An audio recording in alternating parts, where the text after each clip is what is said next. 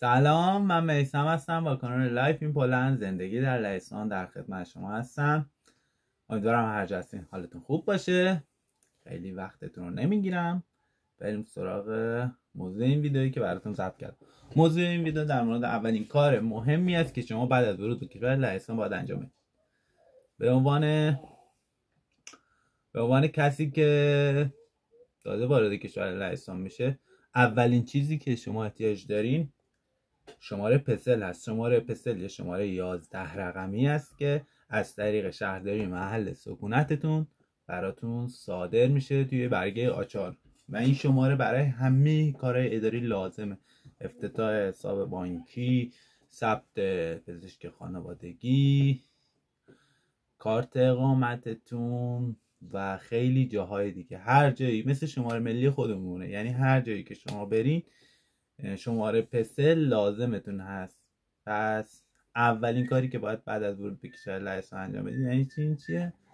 مراجعه به شهرداری محل سکونتتون و دریافت شماره پسل است. برای دریافت شماره پسل خیلی چیزای زیادی لازم است.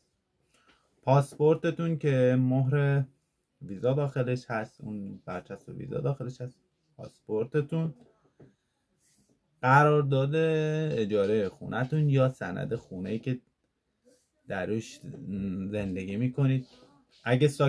اگه مالک خونه هستین که سند خونه رو میبرید. اگرم که اجاره کردید خونه رو یا آپارتمان رو، اجاره نامه رو با خودتون میبرید. برای چی؟ برای اینکه آدرس شما رو ثبت کنن توی مدرکی که برای پسل باید ارائه بدید. شماره پسل هم که یه شماره 11 رقمی است که فقط یک بار براتون صادر میشه.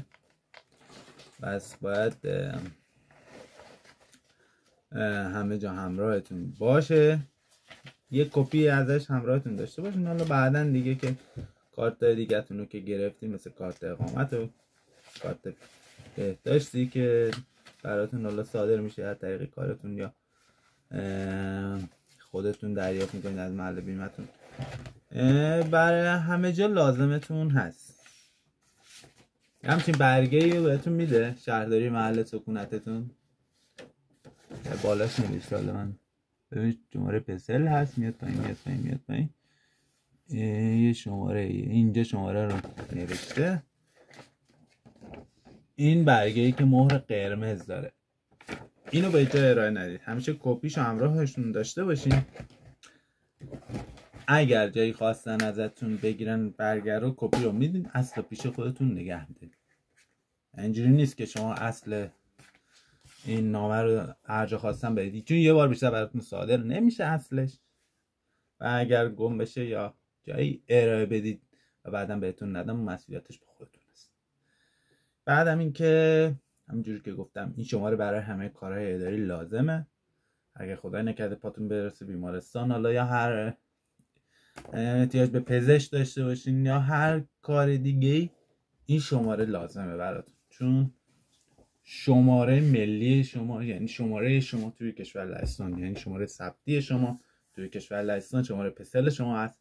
این شماره که میدین اطلاعات شما میاد بالای تو سیستم های اداری لهستان. پس یادتون باشه اول که میاد توی کشور لهستان، اولین چیزی که احتیاج دارید برای دریافت شماره پسل هست.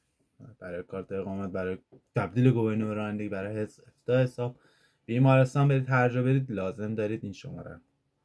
پس بعد از 1-2 روز که حالا اومدید اینجا، به امید خدا بدون هیچ مشکلی، میرید شهرداری شهرتون با پاسپورتتون، با قرارداد اجاره یا سند خونتون و این شماره رو دریافت میکنید. اصلش رو پیش خودتون نگه میدارید، چند تا کپی ازش میگیرید. اگر جایی خواستید برید حساب بانکی باز کنید یا حالا هر جایی خواستید برید، کپی رو ارائه میدید، اصل رو پیش خودتون نگه میدارید.